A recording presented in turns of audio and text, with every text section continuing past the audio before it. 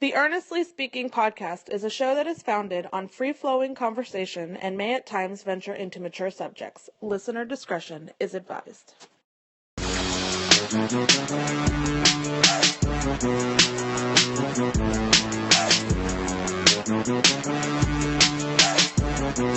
Earnestly podcast, along with my man D-Wil, Darrel Wilson. It's been what, 2 decades? It's been forever. I still think they're recording season 8 of Game of Thrones. By the way, Yes. No, I just don't believe that was the ending. Wait a second. Wait. We did do we didn't do the finale of Game of Thrones. We didn't do the finale. We did the pre-finale podcast, I think, before that. Because it doesn't feel like that was an actual finale. Like, it doesn't look like everybody who's a Game of Thrones fan, like, is still in utter disbelief that that's how that shit ended. Are you? Wait. Are you? I do not believe it really ended like that. So I'm just waiting for the next shoe to drop. Hey, guess what, guys? We have our real finale right now, and we're about to air in the special. So you actually only in theaters.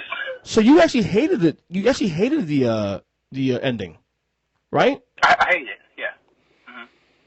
I wasn't. I didn't love it, but I wasn't like, like everybody else, like pissy about it. You know what I'm saying? I wasn't like, oh, this is the worst thing in the world. I took it for what it was and whatever. But this is what happens when you rush shit too. I felt like they just crammed. I don't know why they did this. They crammed everything into one freaking 6-episode season. Like what? But yet you had a gap between season 7 and season 8. Make it make sense, please. Right. I wanted Arya to kill somebody. I wanted her to kill somebody at the end. I didn't like Jon Snow killing Daenerys, and I didn't like Cersei dying in a pile of rubble in her lover's hands. Like, I didn't like that. That part I hated. That one I agree with you. I hated that one. That was kind of I wanted her to get her throat slit or something like that. I feel like she got away with dying in the way she probably should have died in a more inhumane way. Not to Exactly. It's just TV, folks. It's not like a real thing. It's just TV. We're not trying to encourage people to do things that bad people like that. I'm saying we ain't Dexter here. We're just trying to. I know what I'm saying. But so how you been otherwise, man? It's been a long time, man. I'm good. No complaints. No complaints at all, brother. This pandemic has been crazy. We thought things were getting back to normal. Mm-hmm. It is kind of getting back to normal, mm-hmm. But then, I guess this is the new normal. Now, there's always something that people are fighting over, So, unvax, vax, man, it's right. It's really affecting everything, It's affecting who we associate ourselves with. It's affecting the different events mm-hmm. that we go to, So, it's crazy, when you go somewhere, you have to ask people, are unvaccinated people being there? Are we going to be outside? What are we doing? So, that has affected everybody. So I think if anything, the schools and stuff, at least out here, are getting it right. Because if somebody sneezes, hey, come pick up your kid. Yeah. Yeah, there's definitely. They don't play. There's definitely. I mean, you don't have to go to political here, but there's definitely a difference between where obviously where your family and where you're at in California and where I'm at in Florida. There's a difference how this is being handled. Definitely. Absolutely, but not there. There's a section of California that is just like Florida. Of course. By the way, you've been there when you came on your California visit, Orange County. Yeah. Orange County is just like Florida. No, yeah, it's night and day. You come to LA County, you can't really. I was talking to a buddy of mine who lives in Huntington Beach. It's my bad. I just messed it up. It's okay. everybody in Orange County could golf, right? Because you go golfing in Orange County, all the restaurants are open, all the bars are open. On the golf course, everything's wide open. LA County, you could just golf. That's it. You can't stop at the end of the ninth hole, get yourself a drink or any of that. It's just golfing. So that is one major difference between two counties. And hey, man, I'm all for restrictions. tell you the truth. Like, I feel that everybody should wear masks, like vaccinated or not. Like, no matter where you go, if you're inside, you should wear a mask. Yeah, it's crazy that the football stadiums are all wide open right now, like full capacity. That's wild. Yeah, I think, like I said, I've been very vocal about like my position on this whole thing. I think for the most part, especially in places like stadiums and grocery stores, I think mandates are a good thing. You know, I think they're positive. I do think that if you're vaccinated, obviously you should be able to do. I'm not one to sit there and put it on your throat, obviously, but I do think that for the most part, if a business wants to, enforce a mandate, they're allowed to do that as they see fit to protect themselves. I have no problem with that. So my kid is starting soccer. He has his first game. Oh, how old is Daniel now? Saturday. Daniel's what, 6 now? So 7? He's 6 years old. Yeah. He's 6 years old. I got a 6-year-old and a 2-year-old daughter. So my son started soccer this Saturday, and it was a question that we had in the parent meeting. Like, okay, are they required to wear masks? Like during these games. And that's just something that we really have to consider. But I feel like they should wear masks. They have to wear masks when they go to school, and they have recess, and they're not allowed to take the mask off. So if they have to wear a mask from 8 a.m. to 2:30 p.m. at school, like, why not wear a mask for 40 minutes of a soccer match and they're running around? So. I see a point. I definitely see a point. Like I said, I do think I do think for the most part, you take away all the polarizing figures about the situation in terms of the mask issue and the vaccination issue. There is a happy medium somewhere that people come to. There is a common sense medium, really, honestly, that we can all, at least for the most part, reach there. But unfortunately, politics makes that a lot difficult to make that a thing. Ernest, not to be stereotypical or anything like that. No, sure, go ahead. Like Asians have been wearing masks for years, right? Like you see Asians, they'll come in the airport and they all have masks on and whatnot. Well, I have noticed since the pandemic started, Ernest, is I have not gotten sick at all since like the beginning of March 2020. Really? That's wearing a mask all the time. I think a mask really prevents people from getting sick. Generally, we are all generally healthier when it comes to like not catching colds, hay fevers, and stuff like that because of the mask. Like, forget COVID-19 and forget vaccination, unvaccination. Like, people should just wear masks. It's beneficial. Like, anybody I ask, have your kids been sick? Like, I haven't had to take my kid to the doctor. He hasn't been waking up with a runny nose. Any of that stuff because he wears a mask every day. Wait a second, you're trying to tell me that Michael Jackson had the curb then? Michael Jackson had it on lock long time ago. Long time ago. He was doing that shit since the late 80s. He knew he was ahead of his time. Yeah. No. So like I said, I do see a point there. I do think, and I am for mandates, especially in places where big gatherings, especially. I'm definitely for that. I'm wearing a mask at work again because of the outbreak. To protect my family. Right. And I'm vaccinated for the record. And I hate wearing a mask, but I do it for the greater good. So. Like there should not be a vaccination mandate. I am 100% against a vaccination mandate. If you're vaccinated, you're not going to be as sick if you catch COVID or not. So whether if you're catching it from someone who is vaccinated, if you're catching it from someone who's unvaccinated, like, whatever, let people have their own choice. Like, if they want to die, like, let them die. Yeah. Right? You're still protected. If you're vaccinated, you're still protected to some degree. Right? I feel that the only mandate there should be is wearing a mask mandate. That I agree with, and that I agree with you on the vaccination mandate, all that. I'm with you. That's a personal right, and whatever. That's you, but you take the risk on that too. Exactly. I had a problem with the misinformation and all that's out there as a result to further an agenda. That bothers me.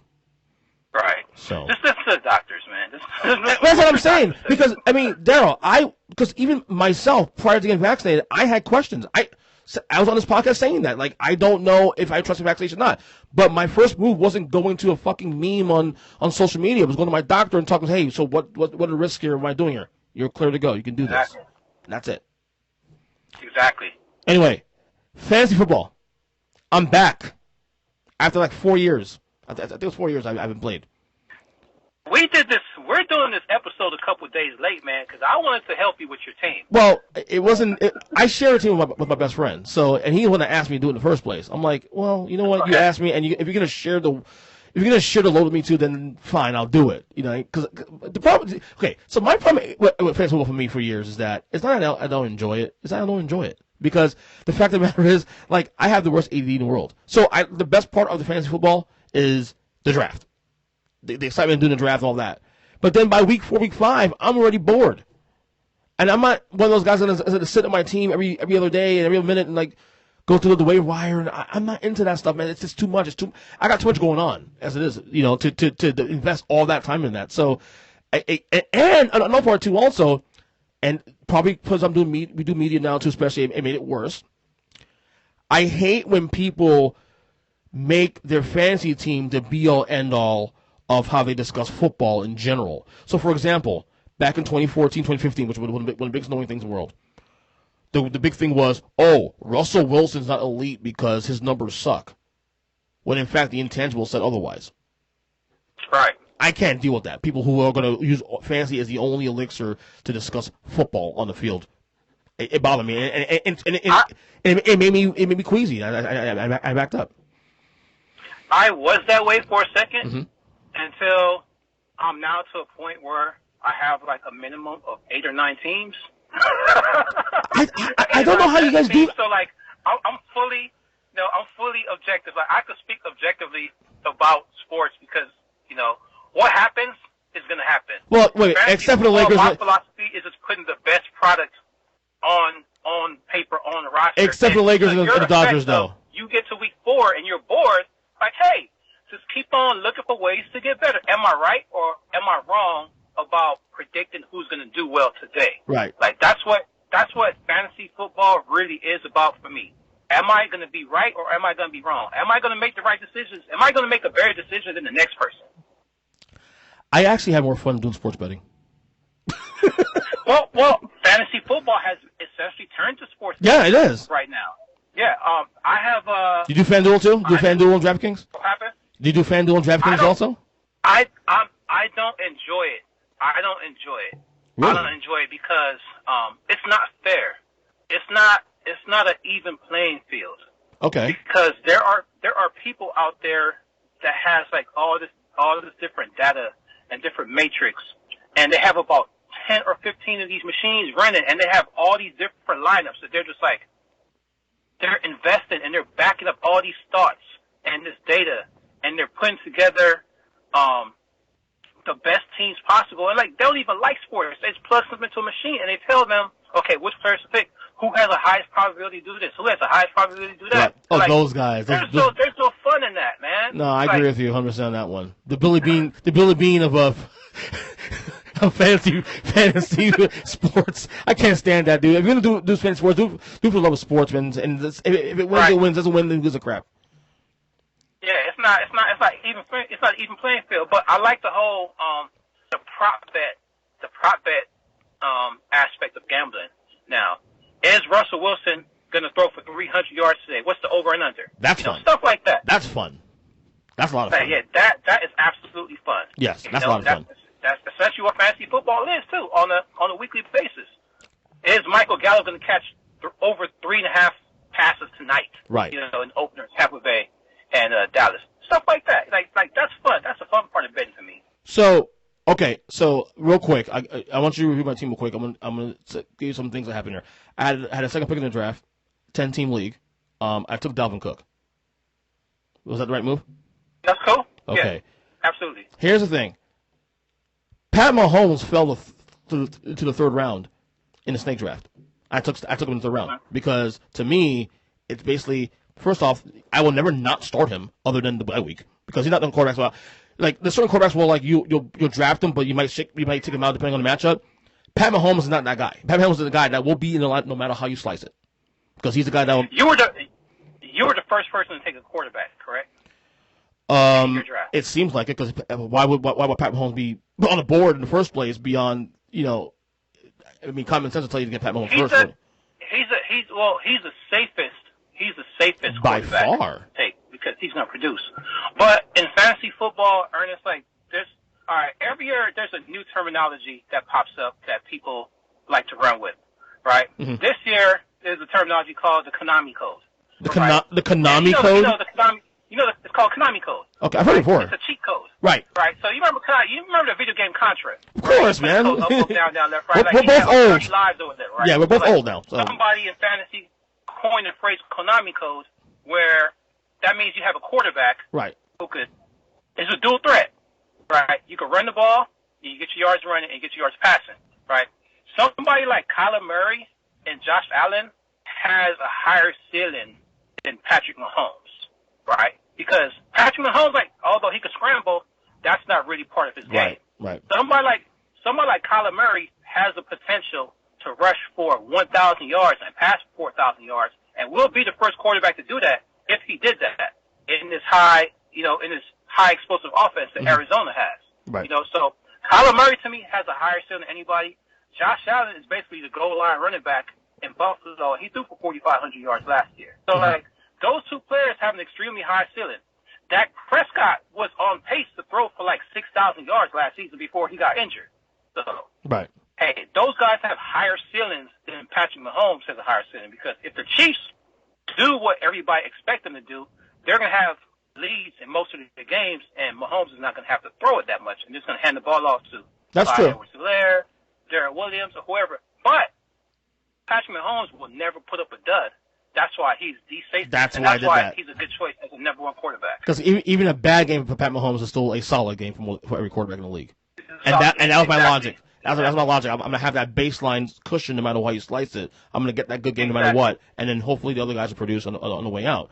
So I had him. Right. I got him in the third round, which is crazy. But I was like, I'm doing it because I can also get one every 5 games where he gets that historic game, which he's been doing for the last couple of years. You know what I'm saying? I got Ridley and Lockett at receiver. It's not bad, right? I'm not a Ridley fan. Really? I'm not a Ridley fan. And this is why I say that. Their offense is changing this year, right? Their offense, they don't have Dirk Cutter. They don't have that open passing game philosophy that they've had in years past. Arthur Smith is now the offensive mastermind for the Atlanta Falcons. Okay. Arthur Smith is a proponent of tight ends, and he loves to run the ball. He came from Tennessee, right? What did Tennessee Titans do? All they did was run the ball, right? Tennessee had a low volume passing game. Be efficient. Now, it's an efficient passing game, but it's low volume, right? So I think Matt Ryan will still have a good year, but they also have Kyle Pitts, right, who they drafted with a number 4 pick in the draft. And Kyle Pitts is essentially like a Julio Jones clone, except at the tight end position. So I don't foresee Atlanta throwing the ball as many times as they did last season. That's why I'm a little bit lower on Ridley than everybody else. People say, oh, Julio Jones is not there anymore, and Calvin Ridley did this and that last year. Okay, he did great. I think I lost you. Hold on. Hopefully it catches up here. Give me a second. Frozen, buddy. Hold on.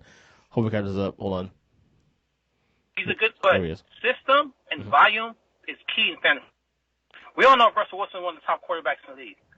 Years past, he wasn't always a big fantasy producer passing because Seattle loved to run the ball. Right. Right out here, running backs, I have Jacobs from your team. I actually got Higbee at tight end as opposed to Gesicki. I love that. Yeah. Higbee is I think Matthew Stafford is going to be an underrated MVP candidate this year. And then my flex is Higgins from Cincinnati. Nice. Who's your second running back? Jacobs is your second running back? Yeah. First was Cook. Okay, first was Cook. Pretty solid, right? That's solid. I got a C though. But those grades they give out stupid anyway. I don't follow those grades. It's so stupid. Those grades. I got a C. Okay, whatever. I got Pat Mahomes quarterback. I got a C. Yeah, you're how smart are you, Yahoo? You know what I mean? I got Safran on defense, and I got Tucker as my kicker. Hold on. I think you froze out again. Let me see if we catch up here one time. If this is a podcast, we're at a little issues with D-Wil here. Hopefully we'll get fixed up in a second. He's actually in his car, so maybe the connection is a little rougher on this side. On his side, rather. But it's good talking to D-Wil here, especially on the podcast. This thing just catch up a little bit. Come on. I'm going to text him real quick, let him know that he's not. 1 second. Your screen is frozen.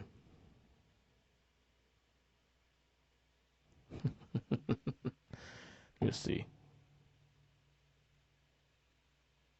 Come on now. All right. Let me see. Just, you guys watching YouTube, especially too. Apologize. Let's see. Lost connection. Yeah, he's gone. He's gone. His screen froze. So we're gonna continue doing the podcast. Just pause it real quick, and we'll see if we get started again. Hold on. Okay, we're back. Yeah, man, we're back. We lost. So we're probably gonna have this podcast only on audio instead because the video cut off at 20 minutes in. Apparently D-Wil got a warning from the iPhone gods that his phone was too damn hot because California, of course. But what I was saying, that's insane. I've never experienced that before, though. But back to what we're saying, though, they gave you a C. That's because Yahoo grading system is so dumb. They base their grades on what their projections are, and where they have the player ranked as far as ADP, which is average draft position. So if you took somebody above what the normal ADP is, they say, oh, well, you reached for this player, so you get Patrick Mahomes as the first quarterback in the third round. Like, they may have him ranked like 40 for right, something, but you got him with the 22nd pick in the draft. So, like, it's dumb. Well, that's why they call Yahoo. Yahoo.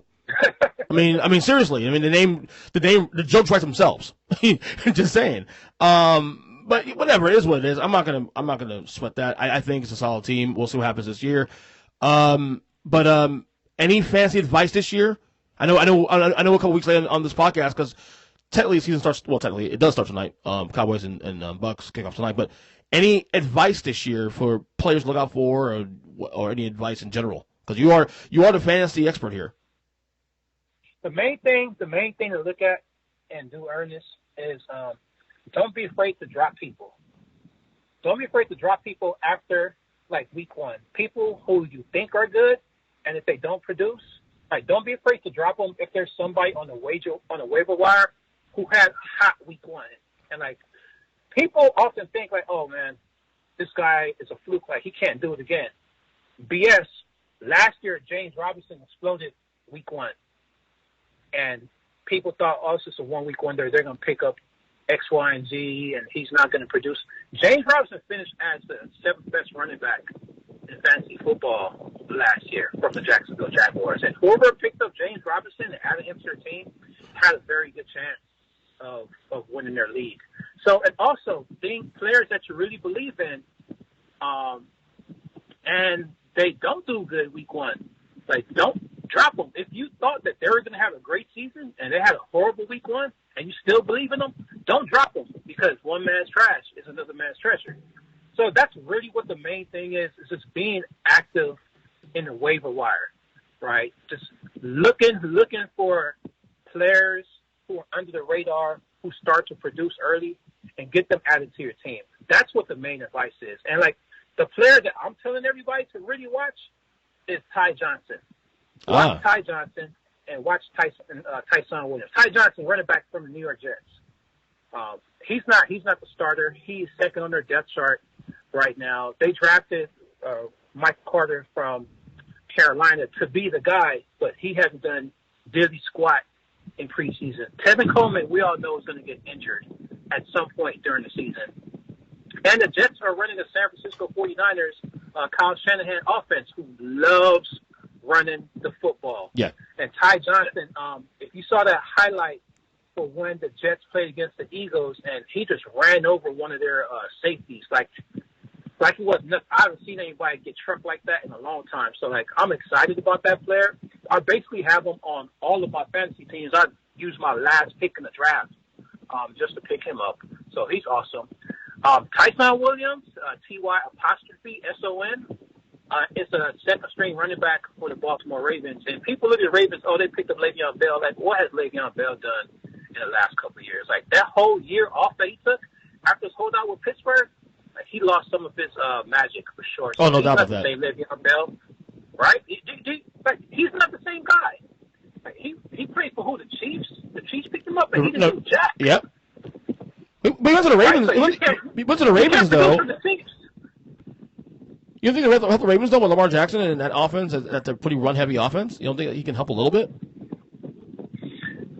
Like, if you're good, you're good, right? You can't, like, okay, system means a lot, but if you're not a good player anymore, like, you're just not a good player.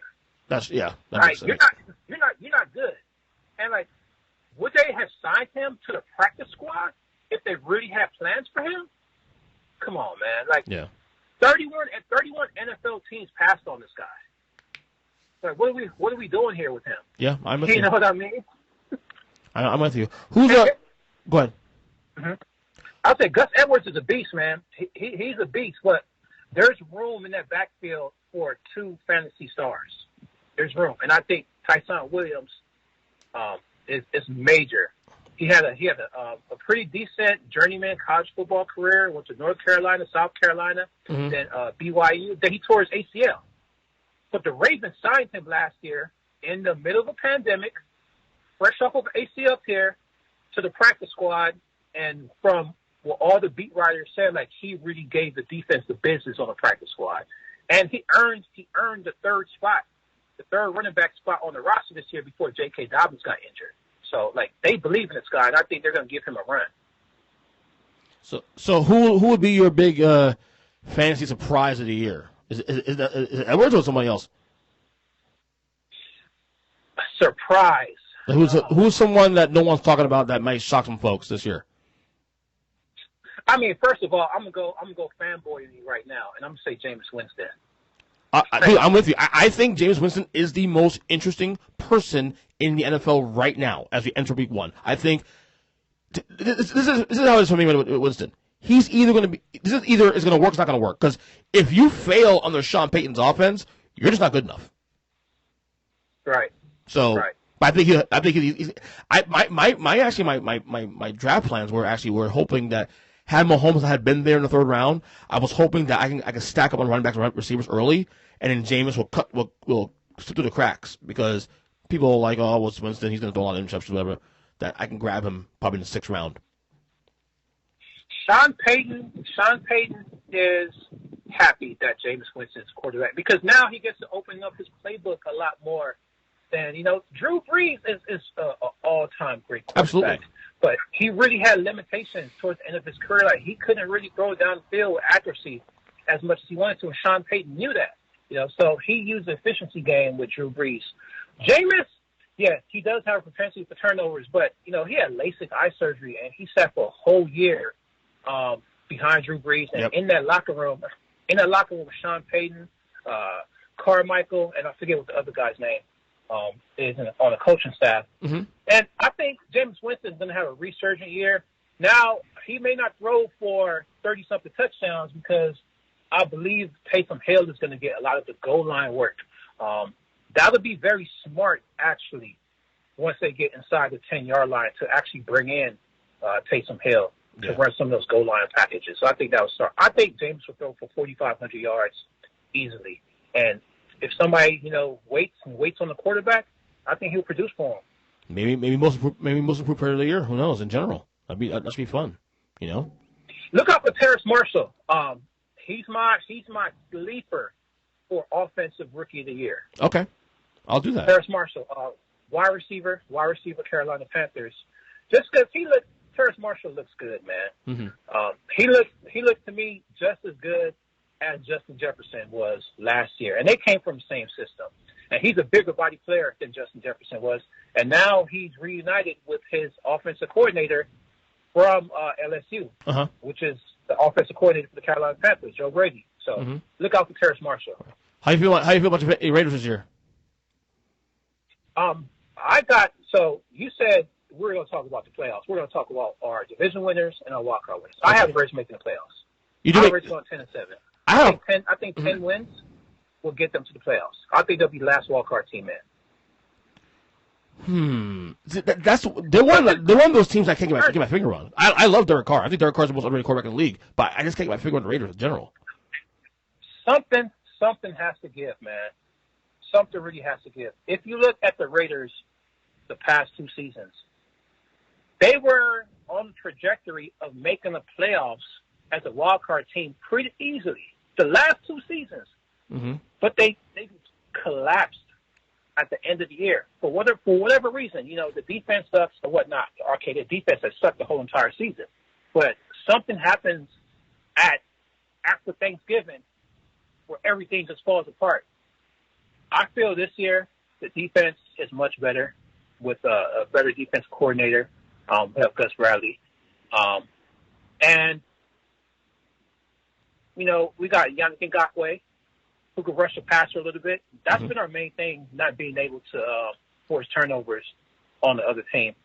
And if the drum beats are accurate, Brian Edwards should emerge as a playmaker on offense. And he just signed Kenny and Drake. So I think the Raiders will be a much improved team from last year. If they don't make the playoffs this year, like, the conversation really has to begin about firing John Gruden. Yeah, I'm not a big Gruden guy. I already said I was not the Gruden. I was a fan of the hire to begin with. I wrote a blog about that a couple years ago. You know, he's been chalk. Let's just say that he's been chalk since he's been in Oakland. Well, Las Vegas now, of course. So let's go through real quick then our predictions for the season, division winners in both conferences as well as the wild card. AFC first. Who do you have? Division winners, go. Division winners, I have Kansas City. Okay. In the East, Kansas West. City, Indianapolis. Okay. Pittsburgh. Whoa, okay. Yeah, I got Pittsburgh and Buffalo. Okay. And then your 3 wild cards, you have the Raiders, of course, you said. I have the Raiders as a wild card team, and I have the 2 from the NFC North, the 2 Cleveland and Baltimore. Oh, so you have 3 teams in the North going to the playoffs. I actually think that's very possible. My division winners, of course, I have the Bills winning the East. I have the Browns winning the North. I got the Colts winning the South, as you said too. I have the Chiefs, of course, winning the West. My wild cards are hard to figure out, though, man. The wild cards I had the Ravens, the wild card. I had the Patriots, the wild card, and I have who's the other one I had as a wild card? I think it was Tennessee. I think it was Tennessee. I think it was Tennessee. A lot of people have Tennessee win the division. Yeah. And this is why I don't have it win the division. Just from a person I mentioned earlier in this conversation, Arthur Smith. Arthur Smith is not running that offense anymore. He's not. And Julio Jones, is he really going to make a difference? We don't know. John Smith isn't there anymore. They have Todd freaking Downing as the offensive coordinator. But I know Todd Downing very well because he was the OC in Oakland when they had one of the worst teams in the league. And I saw the type of offense that he ran. He didn't run like the play action efficiency offense that Arthur Smith did. You know, hand the ball to Derrick Henry, play action, A.J. Brown gets wide open. Like, he runs some type of archaic version of the West Coast offense. And, you know, I think he's going to try to keep things simple in Tennessee. Right. It's going to be too simple, and they're not going to pop off, man. So, All sorry right. to say to anybody who turned for the Titans. Right. I think they're going to have to down. So. Okay, NFC, go. Division winners. I have the Cowboys.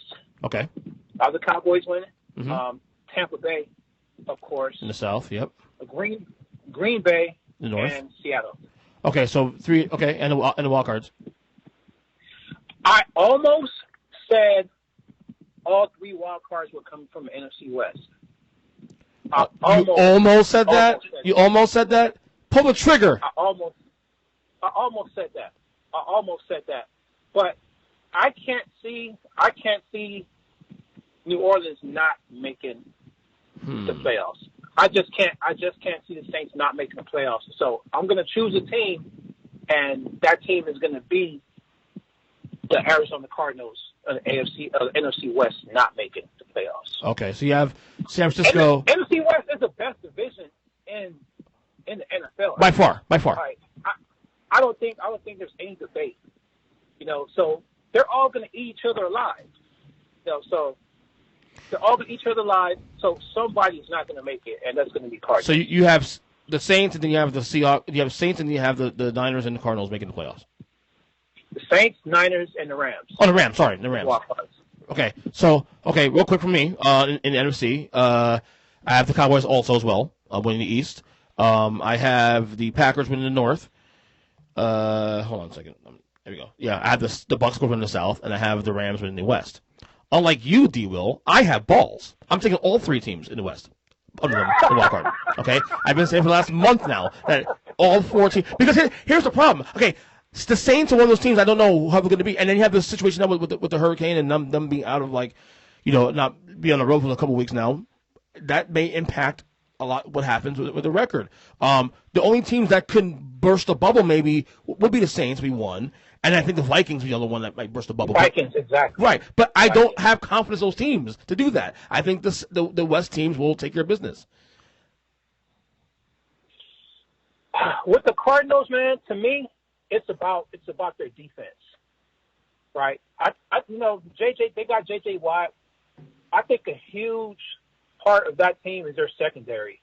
I think their secondary really took a step back at the cornerback position, and I don't think they're really going to be able to cover people, to be honest with you. Right. And that's what my drawback is with the Arizona Cardinals, is their defense. Like, I have no worries. Like, every team in the NFC West made a significant improvement over last season. Every single team, everybody has the Rams, going to the Super Bowl or I got them improving on what they did on last season. But the Rams kind of took a step back too in defensive philosophy.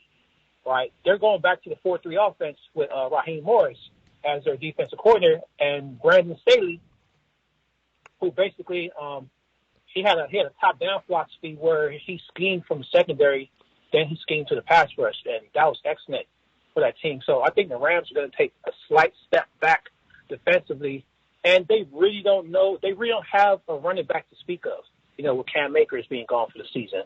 So, yeah. Sonny Michel. They have Matthew Stafford, but what did passing, 45 times a game in Detroit do for him? Yeah, I mean, different coach, they got better weapons. But right. I'm not a true believer in Stafford like everybody else. Well, I'm a big Stafford. I've been a Stafford guy from day one. I always thought he was very undervalued. I do think the one concern the Rams. I'm big on the Rams too, especially because I have Stafford probably being the MVP this year, or close to the MVP, definitely in the conversation. Is that I think their depth is an issue. So if they start loading up injuries, that can be a problem. But I'm assuming all things equal, the Rams will be okay. Quickly, your AFC and NFC championship games, and who wins? Well, first of all, it's going to be a repeat of last year's Super Bowl. Yeah, me too. I got that also too. As well. Yeah, the repeat last year. It's going to be KC and Tampa Bay. Yeah. I do have the Rams somehow making it to that championship game. I do too. I do too. I got Bucs and Rams also.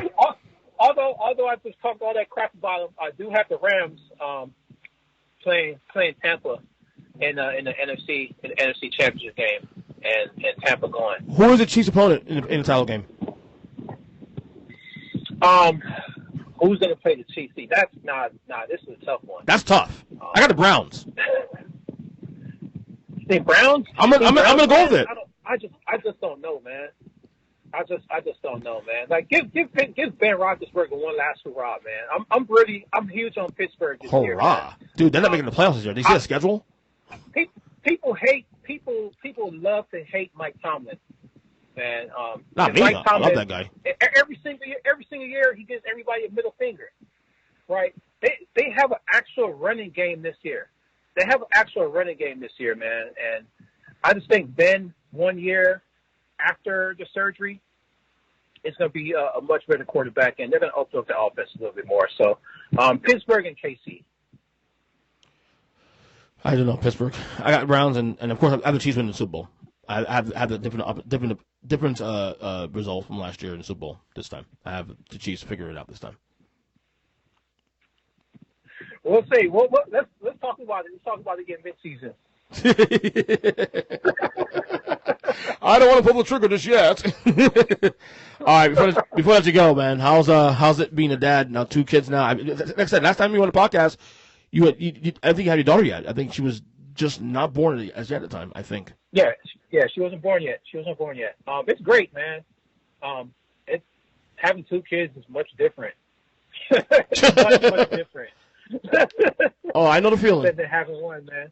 I love my death, man. I'm the worst. I spoil my daughter. I just give her whatever she wants.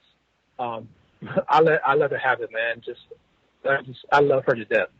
I'm 100% a girl dad. I love my son. You know, he's my firstborn. I love him, but my daughter, she's melts my heart, man. And he's really, my kids are the best thing I have in my life, and my daughter. I took some time off of work, man, these last couple months, and I've just been the dad that takes the kids to school. She just started preschool a couple of days ago. So I spent a lot of time over these last couple of months, you know, in the morning time with my children, in the afternoon with my children, playing with them. And just being with my daughter all day is just one of the greatest joys of life, man. So, yeah. It's funny because is great. Cause I have 2 kids also, but I have 2 boys, so I don't get to have that the daddy's girl kind of daughter thing. Like, and I think it kind of reflects on my parenting too, because I'm much more aggressive with my kids because they're boys. I know it sounds like sexist, but I'm more of a not a jerk, but because I don't have a daughter, because I know if I had a daughter, I'd be a lot softer. But because I have 2 boys, I'm a little more, do what Dad says, that kind of thing. You know, it's weird. I treat my kids much differently. Like, my daughter runs around tearing shit up, and like, I just laugh. And my wife hates it. She was like, "Why don't you discipline her?" I'm like, "Well, won't you discipline her?" Yeah. Because they're gonna butt heads at some point down the road. You know that. They will butt heads. That's not how it is with women, with daughters and mothers. I mean, come on now. I love that. Like, my daughter does something, and I yell at my son, like, "Daniel, pick that up." It's like, "Well, she did it." Like, "Man, you have to take care of her. Like, clean up after her. Make sure she doesn't get hurt." Now, is Daniel the doting big brother, like protective and whatnot? Oh, he is. He's very caring. That's good. And he gets on our case. If we slip up at all, like, Daniel will let us know. "Hey, you guys haven't given her bottle yet," like something like that, you know. Word? "Hey, she's crying. She wants you. Like, go get her." No, big brothers look at that way, man. I mean, even my oldest son would, because my kids are the same age gap as yours. Mine's 8 and 4. You're 6 and 2, same age gap. You know, granted, 2 boys, they fight all the time, but my oldest son is still, even though they do get into it once in a while, he's still pretty much protective of his little brother still. So it's there. It's all love there. Yeah, man. Like, I don't know if there's anything better than being a parent, really. It's weird because, like, I love it and I don't hate it at the same time, but I do. There are parts I do miss, like pre-kids, that, you know. I know in my case, with my wife and I, we talk about all the time, like, you know, things we didn't do prior to having children that I regret not doing before we had kids. And now, because we don't have the time to do it, and especially now with COVID now, it's slowed things down even more, that, you know, we're dying, like, we're enjoying this process of them being young, whatever, but at the same time, we kind of, like, are looking for them growing up now. So because the older they get now, they start going to school, we'll get more time to ourselves. So, like, right now, you know, I got a 3rd grader right now, and I got now my kid to start preschool recently. And, you know, so I get a little more time now to myself now, a couple hours a day, you know, to do podcasts and whatever of that nature. And then next year, when my youngest is in kindergarten and he's in school 7 hours a day, I have more time to do the things I want to do. So it does open up more things in the personal life in some degree, but at the same time, you also have to be more well aware of what's going on as they get older and the changes and the awkwardness of the ages that they get older and whatnot. So it's still a challenge and all that, and it's still labor of love, of course, and, you know, it's a lot to factor in. Yes. It's a lot to factor in. Yes. It's a lot to factor in. And the thing is, we're done having kids. I don't want any more. Like, she's more done than I am, put it that way. And I'm done. So, you know, I'm 41, man. I'm over it. Honestly, I kind of I miss some of the life I used to have before children. But at the same time, when I give it up for anything else, no. I love being a dad. I love it. Same here, bro. Same here. So, hey, life is much different than it was 8 years ago. That's for sure. Yeah, ain't that the truth, man? Ain't that the truth? So, grass always seems greener on the other side sometimes, but it's not really not. It's really not. So, anyway, we'll keep on the horn throughout the year, talk fantasy and whatnot. It's been a good talking to you on the show today. Loved it. No doubt. Always a fun time, man. Always. Yes, we won't. Trust me, we won't be another 3 years again. I mean, but that Raiders picked the playoffs. I don't know. The Raiders that's a strange team. That's a strange team because that can go either way. Very strange team. Look, Ernest. One last thing about the Raiders that's different from 2 years ago. Right. 2 years ago, they were playing in front of a fan base who was really kind of iffy and didn't fully support them. Yes, Raiders had the best fans in the NFL, but like they really didn't have that full home field advantage when they were leaving Oakland. Last year, Raiders, I believe, were 2-6 at home. 2-6 at home, and one of the teams that didn't play in front of any fans at all. Mm-hmm. Now, this new stadium playing inside 65,000 wild Raiders fans in the dome, it's going to be loud. So flip that 2-6 around to 6-2 at home. It's a big difference playing in front of a home crowd. Like there was the opposing team had nothing to fear, right, at all because it was an empty stadium. Like there was nothing that they had to deal with at all. So I think just playing in front of fans this year is going to make a huge difference for Las Vegas. Well, we'll see, and maybe you're right. Well, we'll see what happens. All I'm saying is it's going to be a fun year. I'm looking forward to it. I cannot wait for football to start in a matter of hours, and of course on this coming Sunday when we have the full slate. So I can't wait. D-Wil, we'll talk soon. Oh, real quick, before we go, are you doing any podcasts again, or what are you doing now, media-wise? Anything? Follow my fantasy football takes on my podcast account, Fantasy Football Dependency. So look up Fantasy Football Dependency podcast. It's like chemical dependency. Yeah. Like, you need those drugs. You need that. I need that fantasy football. So on Twitter, it's FFB Dependency. And I'm doing podcasts weekly. Okay, cool. Make sure to check it out, of course. I miss you working on podcasts and stuff like that. I forgot you were doing podcasts. You've been very quiet the last year or so. Maybe focus on fatherhood.